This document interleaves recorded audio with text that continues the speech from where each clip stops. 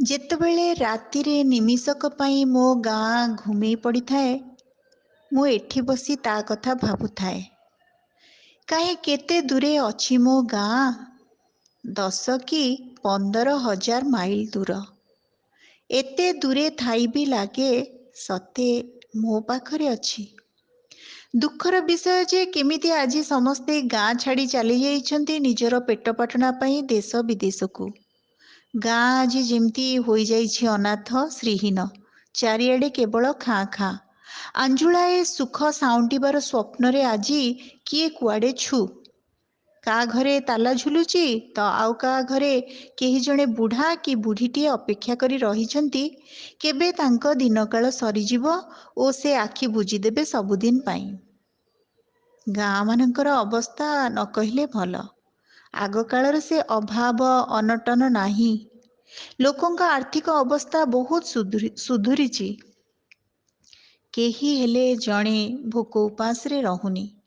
ରାସ୍ତାଘାଟ, ଗମନାଗମନ, ଯୋଗାଯୋଗ ବହୁତ ଆଗେଇଛି। ତଥାପି ଶାଗ ଖିଆକୁ ପେଜ ଖିଆ ଦେଖିପାରୁନି। ଆଜି ଲୋକଙ୍କ ଭିତରେ ଏତେ ବାଦ ଛେଦ ଭେଦ ଅବିଶ୍ୱାସ ଗର୍ବ ଅହମିକା କହିଲେ ନ ସରେ। କିଏ ନିଶାରେ ଧରାଶାୟୀ ନିଜର ମାନସିକ କ୍ଷୁଧାକୁ ମେଣ୍ଟେଇବା ପାଇଁ ହରେଇଛି ମଣିଷ ପଣିଆ। ଏସବୁ ଶୁଣିଲେ କି ଦେଖିଲେ ରୁନ୍ଧି ହୋଇଯାଏ ନିଶ୍ୱାସ। ଏସବୁ ବିଶ୍ଳେଷଣ କଲାବେଳେ ମମତାର ଝରଟିଏ ଆପେ ଆପେ ଝରଝର ହୋଇ ମୋ ସାମ୍ନାରେ ବହିଯାଉଥାଏ। ମୁଁ ସେଇ ଗାଁ ମାଟି ଓ ମାଆକୁ ଝୁରି ହେଉଥାଏ ଓ କିଛି ସମୟ ପାଇଁ ଡହଳ ବିକଳ ହେଉଥାଏ। ଟିକେ ଭାବ ବିହ୍ୱଳ ହୋଇଯାଏ। ସମସ୍ତଙ୍କର ମୁହଁ ଭାସିଯାଏ ମୋ ସାମ୍ନାରେ। ମୋ ପିଲାଦିନର ଅଭୁଲା ସ୍ମୃତିଗୁଡ଼ିକ ମନେ ପଡ଼େ ଯେତେବେଳେ ଝରକା ଫାଙ୍କ ବାଟେ ଏଠି ବସନ୍ତ ପବନ ମୋ ଦେହରେ ଶୀତଳ ଚନ୍ଦନ ଲେପୁଥାଏ। ମୁଁ ସେତିକିବେଳେ କବିତା ଲେଖେ। କବିତାଟିଏ ସ୍ୱତଃପ୍ରବୃତ୍ତ ଭାବନାରେ ଉଙ୍କି ମାରେ। ଶ୍ରୋତାବନ୍ଧୁ, ଆଜି ଆମେ ଏମିତି ସ୍ୱତଃପ୍ରବୃତ୍ତ ଜଣେ କବିଙ୍କ ସମ୍ପର୍କରେ ଆଲୋଚନା କରିବାକୁ ଯାଉଛେ, ଯିଏ ବିଶ୍ୱ ଦରବାରରେ ଖୁବ୍ ପ୍ରତିଷ୍ଠିତ। ସୁଦୂର ଆମେରିକାର ମେରିଲ୍ୟାଣ୍ଡରେ ସେ ଅବସ୍ଥାନ କରନ୍ତି। ସେ ନିଜ ଆତ୍ମାରେ ଦୁଇଟି ସତ୍ତାକୁ ସର୍ବଦା ଧାରଣ କରିଥାନ୍ତି। ଗୋଟିଏ ହେଉଛି ତାଙ୍କର ଭିଟାମାଟି ଗାଁ ଏବଂ ଅନ୍ୟଟି ହେଉଛି ଜଗନ୍ନାଥଙ୍କ ପ୍ରତି ତାଙ୍କର ନିଷ୍ଠା। ତାଙ୍କର ଗାଁ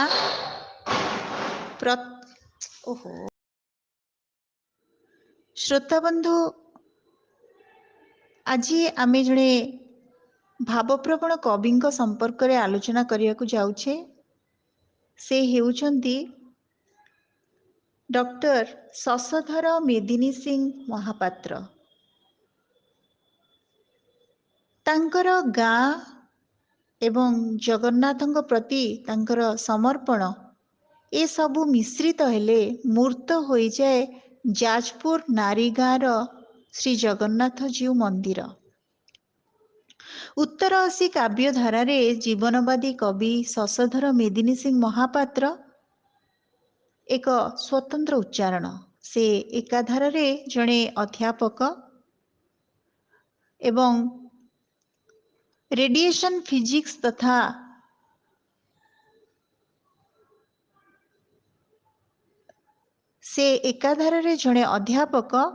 ସୁଦକ୍ଷ ରେଡିଏସନ ଫିଜିସିଷ୍ଟ ତଥା ଜଣେ ଭାବପ୍ରବଣ କବି। ଯାଜପୁର ଜିଲ୍ଲା ତାଙ୍କର ଜନ୍ମକ୍ଷେତ୍ର। ମାତ୍ର 35 ବର୍ଷର କର୍ମମୟ ଜୀବନ ଭାବରେ ସୁଦୂର ଆମେରିକା ତାଙ୍କର କର୍ମକ୍ଷେତ୍ର। ଜୀବନ ପ୍ରତି ଗଭୀର ଉପଲବ୍ଧି ସହିତ ତାଙ୍କ ଦୃଷ୍ଟିଭଙ୍ଗୀର ବ୍ୟାପ୍ତି ହିଁ ତାଙ୍କୁ ଜଣେ ମାନବିକ ଚେତନାର ଅନୁଗାମୀର ପରିଚୟ ପ୍ରଦାନ କରିଛି। ଡକ୍ଟର ମହାପାତ୍ର ପ୍ରବୃତ୍ତିରେ ଜଣେ କବି, ଜଣେ ସାହିତ୍ୟିକ। ତାଙ୍କର ସୃଷ୍ଟିଗୁଡ଼ିକରେ ରହିଛି ଚେତନାର ଅଭିବ୍ୟକ୍ତି, ସ୍ମୃତି ନୈବେଦ୍ୟ, ସ୍ୱପ୍ନର ଭଗ୍ନାଂଶ, ନଈ ଆରପାରିର ଜହ୍ନ ଏସବୁ ଏଇ 4ଟି କବିତା ସଂକଳନ ତାଙ୍କର। ଅନ୍ୟଟି ହେଉଛି ପ୍ରବାସୀର ଆତ୍ମଲିପି, ଯାହା ତାଙ୍କର ଆତ୍ମଜୀବନର କଥା କହେ।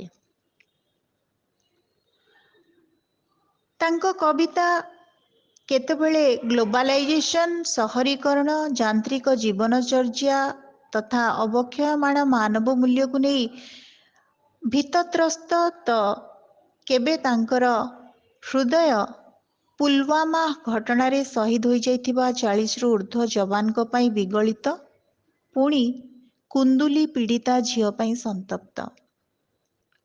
ତେବେ ଏସବୁର ଅଭିଯୋଗ ପତ୍ର ସେ କେବଳ ଦାଖଲ କରିଛନ୍ତି କେବଳ ବିଶ୍ୱନିୟନ୍ତା, ବିଶ୍ୱବନ୍ଦ୍ୟ କବି ଶ୍ରୀ ଜଗନ୍ନାଥଙ୍କ ପାଖରେ। ତେବେ ଏସବୁର ଅଭିଯୋଗ ପତ୍ର ସେ ଦାଖଲ କରିଛନ୍ତି କେବଳ ଆଉ କେବଳ ବିଶ୍ୱନିୟନ୍ତା, ବିଶ୍ୱବନ୍ଦ୍ୟ ଶ୍ରୀ ଜଗନ୍ନାଥଙ୍କ ପାଖରେ। କବି ଶଶଧରଙ୍କ ପାଇଁ ଜୀବନ୍ତ ଶ୍ରୀ ଜଗନ୍ନାଥ ତାଙ୍କ ଆତ୍ମାର ଚିରନ୍ତନ ଅନୁଭବ ଆଉ ଉପଲବ୍ଧିରେ ତାଙ୍କର ସଖା, ଆତ୍ମସଖା। ଶ୍ରୋତାବନ୍ଧୁ, ଆଜି କବି ଶଶଧର ମହାପାତ୍ରଙ୍କର ସ୍ୱପ୍ନର ଭଗ୍ନାଂଶ ପୁସ୍ତକର କିଛି ସୁନ୍ଦର କବିତା ଆପଣମାନଙ୍କ ସମ୍ମୁଖରେ ମୁଁ ପ୍ରସ୍ତୁତ କରିବି। ତେବେ ତାଙ୍କର କହିବା କଥା ଟିକେ ଆମେ ଶୁଣିଦେଲେ ଭଲ ଲାଗିବ ଯେ ସେ କବିତା ସମ୍ପର୍କରେ ମନେ କରନ୍ତି, ଶ୍ରୋତାବନ୍ଧୁ, କବିତାକୁ ନେଇ କବି ଶଶଧର ମହାପାତ୍ର କହନ୍ତି, ସତ କହିବାକୁ ଗଲେ କବିତା ବେଳେବେଳେ ଅନ୍ତରକୁ ଭେଦ କରେ। ଯେତେ ଶକ୍ତିମାନ ମଣିଷଟିଏ ହୋଇଥିଲେ ବି ଅନ୍ତରକୁ ଦୋହଲାଇ ଦିଏ। ଅଭୁଲା କେଇପଦ କଥାଟିଏ, ଧୂଳି ଧୂସରିତ ରାସ୍ତାଟିଏ, ମୁଗ୍ଧ ଅନୁଭବଟିଏ, ସ୍ତବ୍ଧ କରିଥିବା ଦୃଶ୍ୟଟିଏ, ଅକୁହା କଥାଟିଏ, ବିଗତ ଦିନର ଶିହରଣଟିଏ, ସ୍ମୃତି, ଫୁଲ, ପ୍ରେମିକା, ଶୀତରାତି, ଲାଜ, ଗୁହାରି, ଆକାଶରେ ଲୁଚକାଳି ଖେଳୁଥିବା ଜହ୍ନ, ତାରା, ବେଳାଭୂମି, ନଦୀ, ଝରଣା, ସାଗର, ଝାପ୍ସା ଝାପ୍ସା ଦିଶୁଥିବା ଦିଗନ୍ତ, ସୂର୍ଯ୍ୟାସ୍ତ, ହାତଅଙ୍କା ଚିତ୍ର, ଶିଶୁ, ମା, ଭିକାରୁଣୀ, ପୀଡ଼ିତା, ମନ୍ତ୍ରୀ, ରାଜନେତା ଏବଂ ପରିଶେଷରେ ଈଶ୍ୱରଟିଏ। ଏମିତି କେତେ କ'ଣ ବିଷୟବସ୍ତୁକୁ ନେଇ କବିତା ଲେଖାଯାଇପାରେ। ବାସ୍ତବରେ ସେଇମାନେ ମୋ କବିତାର ବିଷୟବସ୍ତୁ, ମୋ କବିତାର ନାୟକ ଓ ନାୟିକା। ଶ୍ରୋତାବନ୍ଧୁ, ଆମେ କବି ଶଶଧର ମହାପାତ୍ରଙ୍କ କବିତାକୁ ନେଇ ତାଙ୍କର ଆବେଗ ପ୍ରସୂତ ଶବ୍ଦକୁ ଶୁଣୁଥିଲେ। ବର୍ତ୍ତମାନ ତାଙ୍କର ସ୍ୱପ୍ନର ଭଗ୍ନାଂଶ କବିତା ସଂକଳନସ୍ଥ କିଛି କବିତା, ଯାହା କେବଳ ଆଉ କେବଳ ଶ୍ରୀ ଜଗନ୍ନାଥଙ୍କ ଉଦ୍ଦେଶ୍ୟରେ ଅଭିପ୍ରେତ ଏବଂ ଗାଁ ପ୍ରତି ମୁଖର। ଆଜିର କବିତା ତୁମେ ପ୍ରଭୁ ମହାଦାନୀ। କବିତାର ଶୀର୍ଷକ ତୁମେ ପ୍ରଭୁ ମହାଦାନୀ। କବି ଡକ୍ଟର ଶଶଧର ମହାପାତ୍ର। କରିଅଛ ଧନ୍ୟ ମୋତେ ଦେଇ ଏ ଜୀବନ, କରିଅଛ ଧନ୍ୟ ମୋତେ ଦେଇ ଏ ଜୀବନ, ତୁମେ ପ୍ରଭୁ ମହାଦାନୀ ଧନ୍ୟ ତୁମ ଦାନ। ନ କରିଛ କୀଟ କି ପତଙ୍ଗ କିଛି ଭାବି, ସୁନ୍ଦର ତୁମ ଦୁନିଆ ବିଚିତ୍ରତା ଛବି। ଜନମ ଦେଲଟି ଏକ ମା'ର କୋଳରେ, ଜୀବନ ତା କଟିଥିଲା ଭଲ ପାଇବାରେ। ଯାହାଙ୍କୁ ଚିହ୍ନେଇ ଦେଲ ଇଏ ତୋର ପିତା, ସହୁଥିଲେ ସଂସାରର ବେଦନା ଓ ବ୍ୟଥା। ଯେତେ ତୁମେ ଦେଇଅଛ ଭାଇ ଓ ଭଉଣୀ, ଭାଇ ଭଉଣୀଙ୍କ ପ୍ରେମ ଅଭୁଲା କାହାଣୀ। ପଡ଼ୋଶୀ କୁଟୁମ୍ବ ସାଙ୍ଗ ସାଥୀମାନେ ମିଶି, ଦେଖିଲେ ମୁରୁକି ଦେଇଥାନ୍ତି ହସି। କବି ଶଶଧର ମହାପାତ୍ରଙ୍କର ତୁମେ ପ୍ରଭୁ ମହାଦାନୀ କବିତାଟି ଆମେ ଶୁଣୁଥିଲେ ଶ୍ରୋତାବନ୍ଧୁ। ବର୍ତ୍ତମାନ ଯେଉଁଠି ସେ ସମ୍ପୂର୍ଣ୍ଣ ବିଶ୍ୱକୁ ଶ୍ରୀ ଜଗନ୍ନାଥଙ୍କର ସୃଷ୍ଟି ବୋଲି ମନେ କରନ୍ତି, ସେଠି ଗୁହାରି ମଧ୍ୟ କରନ୍ତି। ମହାପ୍ରଭୁଙ୍କୁ ଗୁହାରି କରି ସେ କ'ଣ କହୁଛନ୍ତି, ଆସନ୍ତୁ ଶୁଣିବା। କବିତାର ଶୀର୍ଷକ ମହାପ୍ରଭୁଙ୍କୁ ଗୁହାରି। କବି ଶଶଧର ମହାପାତ୍ର। ଛପନ ଭୋଗକୁ ଖାଉ ଖାଉ ପ୍ରଭୁ ବେଳ ଯାଉଥିବ ଗଡ଼ି, ଛପନ ଭୋଗକୁ ଖାଉ ଖାଉ ପ୍ରଭୁ ବେଳ ଯାଉଥିବ ଗଡ଼ି, ଛପନ ବଦଳେ ଛ କରିଦେଲେ କିଛି ଯିବ କି ବିଗିଡ଼ି। ଗରମା ଗରମ ଅଭଡ଼ା ସାଙ୍ଗରେ ମହୁର ବେସର ଡାଲି, ଆରିସା କାକରା କ୍ଷୀରି ରସାବଳି, ଖଜା ଗଜା ଫେଣି ଝିଲି, ଶାଗ କାନିକା ପୁରୀ ଖେଚୁଡ଼ି ଏ ହୁଏ ତୁମର ଲୋଡ଼ା, ଡାଲମା ଖୁରୁମ ଖୁରୁମା ଗଇଁଠା ବିରି ପିଠା ମଗଜ ଲଡ଼ୁ ଓ ବଡ଼ା। ଜଗନ୍ନାଥ ବଲ୍ଲଭ ଛେନା ପୋଡ଼ପିଠା ଚନ୍ଦ୍ରକାନ୍ତି ତମ ପ୍ରିୟ, ମୋହନ ଭୋଗ ଓ ଅଧାର ପଣାକୁ ଲୁଚି ଲୁଚି ତୁମେ ଚାହଁ। ଅଝଟ ନକରି ଛ ଆଇଟମ ଖାଇକି ହେବ କି ଖୁସି, ଦେଖୁଛ ରାଇଜ ଅବସ୍ଥା ଯେମିତି, କେ ଖାଏ ଅଇଁଠା ବାସି। ଚିନ୍ତା ବଢ଼ିଲାଣି କେମିତି ଗଢ଼ିବେ ତୁମ ପାଇଁ ତିନି ରଥ, ଦିନ ଆସିଯିବ କାଠ ନ ମିଳିବ ଏକଥା ନିହାତି ସତ। ତିନୋଟି ବଦଳେ ଗୋଟିଏ ରଥରେ ଯିବ ତୁମେ ରହି ରହି, ଦିଅ ପଛେ ଅଭିଶାପ ତୁମେ ପ୍ରଭୁ କଳି ଯୁଗେ ଯିବେ ସହି। ତୁମ ସାଥେ ପ୍ରଭୁ ଖେଳିଲେଣି ଖେଳ ଜନତା ଓ ପ୍ରଶାସନ, ପଣ୍ଡା ପଢ଼ିଆରୀ ତୁମ ଭକତଙ୍କୁ କରୁଛନ୍ତି ହୀନିମାନ, ତୁମରି ସାମ୍ନାରେ ଲହୁ ଲୁହାଣ କରୁଛନ୍ତି ପଣ୍ଡାମାନେ, କେମିତି ଦେଖୁଛ କେମିତି ସହୁଛ ପଡ଼ୁନି କି ତୁମ କାନେ। ରତ୍ନ ଭଣ୍ଡାରର ଚାବି ହଜିଲାଣି ଲୁଚିଥିଲା ଏଇ କଥା, କାନ ଯାହା ଶୁଣି ନଥିଲା ପ୍ରଭୁ ହେ ଦିଏ ଆଜି ମୁଣ୍ଡ ବ୍ୟଥା। ପେଟେ ଖାଇକି ସପନ ଦେଖିକି ନପଡ଼ ଆଉ ଶୋଇ, ନେଡ଼ି ଗୁଡ଼ କହୁଣିକୁ ବହିଗଲା ଡାକିଲେଣି ତ୍ରାହି ତ୍ରାହି, ଡାକିଲେଣି ତ୍ରାହି ତ୍ରାହି। ଶ୍ରୋତାବନ୍ଧୁ, କବି ଶଶଧର ମହାପାତ୍ରଙ୍କର ଅନ୍ୟ ଏକ ସୁନ୍ଦର କବିତା, କବିତାର ଶୀର୍ଷକ ଈଶ୍ୱର ସବୁଠି ଅଛନ୍ତି।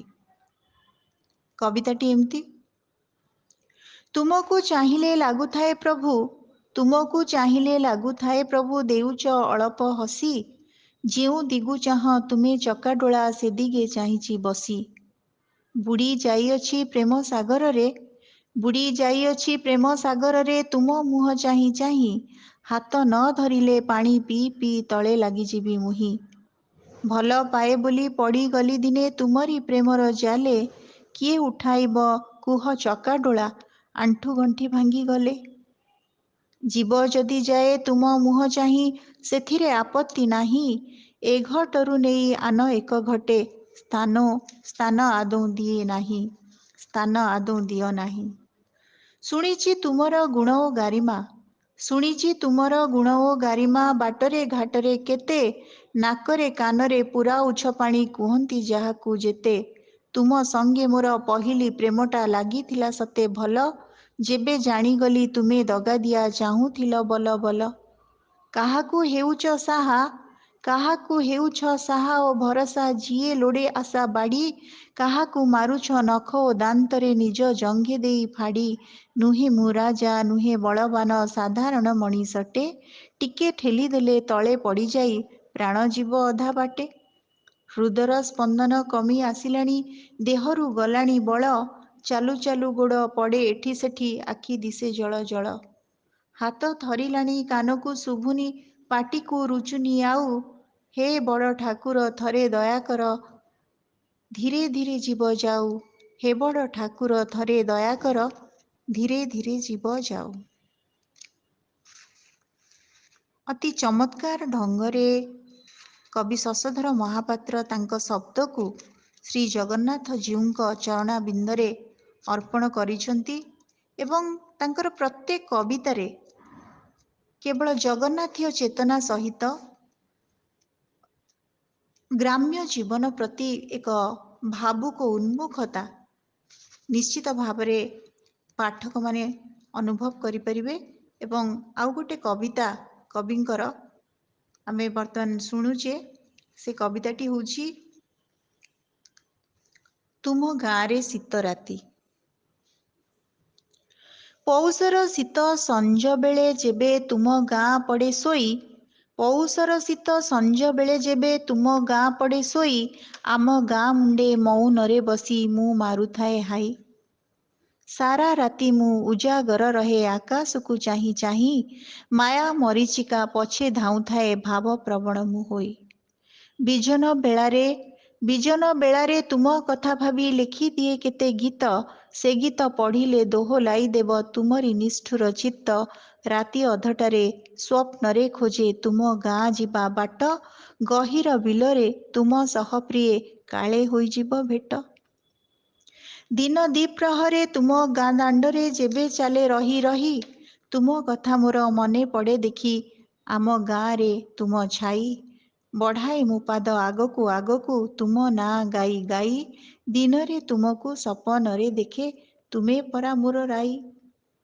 ତୁମ ଗାଁ ଆଡ଼ୁ ମଳୟ ବହିଲେ ଆମ ଗଛ ଲତା ଥରେ, ତୁମ ରୂପ ଛବି ମନରେ ଭାସିଲେ ମୋ ମନ ସଦା ଝୁରେ।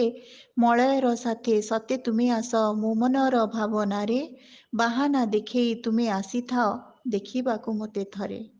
ଶୀତ ଦିନ ଖରା ଲେଉଟି ଗଲାଣି ଆସିଯିବ ଏବେ ରାତି, ବାଘୁଆ ଶୀତଟା କେଉଁ ଆଡ଼ୁ ଆସି ଥରାଇ ଦେବ ମୋ ଛାତି।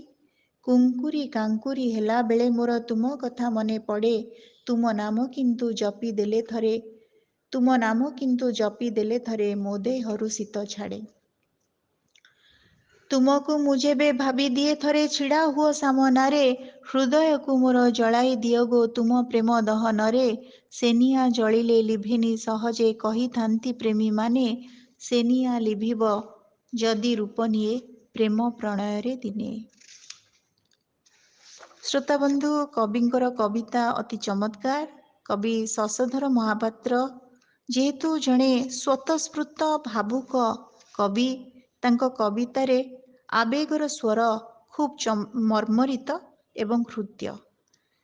ସ୍ୱପ୍ନର ଭଗ୍ନାଂଶ କବିତାରେ କନ୍ଧମାଳ ଧକେଇ ଧକେଇ ଆସୁଛି ଏକ କବିତା, ଯେଉଁଥିରେ ବୁଝିହେବ ସେ ଓଡ଼ିଶାକୁ କେତେ ଭଲ ପାଆନ୍ତି।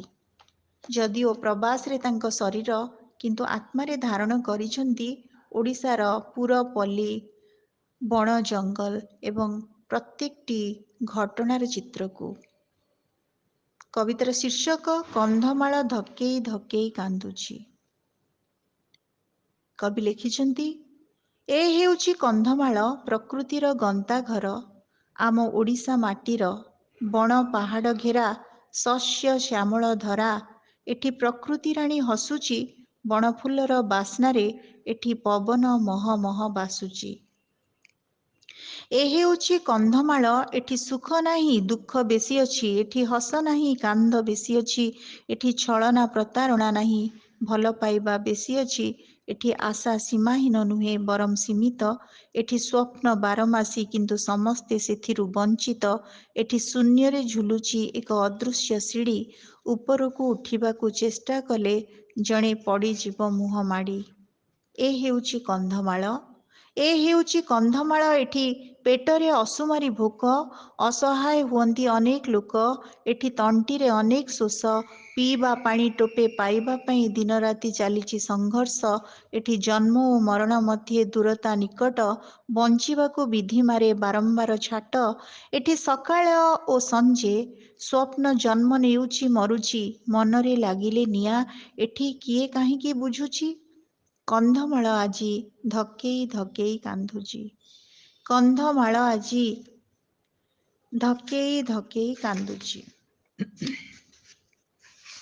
ଶ୍ରୋତାବନ୍ଧୁ, ଆମେ କବି ଶଶଧର ମହାପାତ୍ରଙ୍କର ସ୍ୱପ୍ନର ଭଗ୍ନାଂଶ କବିତା ସଂକଳନସ୍ଥ କିଛି କବିତାକୁ ଆମେ ଆଜି ଶୁଣୁଥିଲେ। ଶେଷ କବିତାଟି କବିଙ୍କର ଅତି ଭାବପ୍ରବଣତାରେ ପରିପୂର୍ଣ୍ଣ ଏବଂ ସେ କବିତାରେ ପ୍ରତ୍ୟେକ ଭାବୁକ କବିମାନେ ନିଜକୁ ପାଇପାରିବେ। କବି ସବୁବେଳେ ନିଜ ପିଲାଦିନକୁ ଝୁରି ହୋଇଛନ୍ତି, କାହିଁକି ନା ପ୍ରତି ମଣିଷ ଏଇ ପିଲାଦିନକୁ ହିଁ ଖୋଜି ବୁଲେ।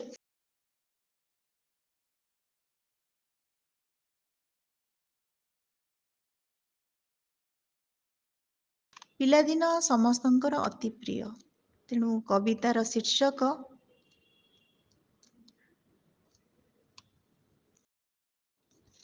କବିତାର ଶୀର୍ଷକ ମାଗିଥିଲି ସମୟକୁ ଫେରାଇ ଦେ ମୋ ପିଲାଦିନ। ମାଗିଥିଲି ସମୟକୁ ଫେରାଇ ଦେ ମୋ ପିଲାଦିନ, କଅଁଳିଆ ବାପା ବୋଉ ଡାକ ଆଉ ମୋର ଅଝଟିଆ ପଣ, ସିଏ ଥିଲେ ମୋ ପାଇଁ ଈଶ୍ୱର ସମାନ। ଥିଲି ତାଙ୍କ ଗଳାମାଳି ରଙ୍କୁଣୀ ରତନ, ମୋ ଅଜ୍ଞାନ ଦିନ ଅକିଞ୍ଚନ, ଝାଟିମାଟି ଘର ଥିଲା ମୋ ପାଇଁ ବୈକୁଣ୍ଠ ସମାନ। ତାଙ୍କ ବିନା ଅସମ୍ଭବ ମୋର ଏ ଜୀବନ, ସ୍ମୃତି ଭରା ସେ ପିଲାଦିନ, ସ୍ମୃତି ଭରା ସେ ପିଲାଦିନ। ଏମିତି କବି ଶଶଧର ମହାପାତ୍ରଙ୍କର କବିତା ଅପରିସୀମ, ଖୁବ୍ ବ୍ୟାପ୍ତ ଏବଂ ତାଙ୍କର ଆବେଗ ପରି ଏହା ବ୍ୟାପି ଯାଇଛି ଗାଁରୁ ବିଶ୍ୱ ପର୍ଯ୍ୟନ୍ତ। ତେଣୁ ଶ୍ରୋତାବନ୍ଧୁ, ଆଜିର ଅଡ଼ିଓଟି ଆପଣମାନଙ୍କୁ କେମିତି ଲାଗିଲା, ଆପଣଙ୍କର ମତାମତ ଅପେକ୍ଷାରେ ରହିଲି। ଧନ୍ୟବାଦ।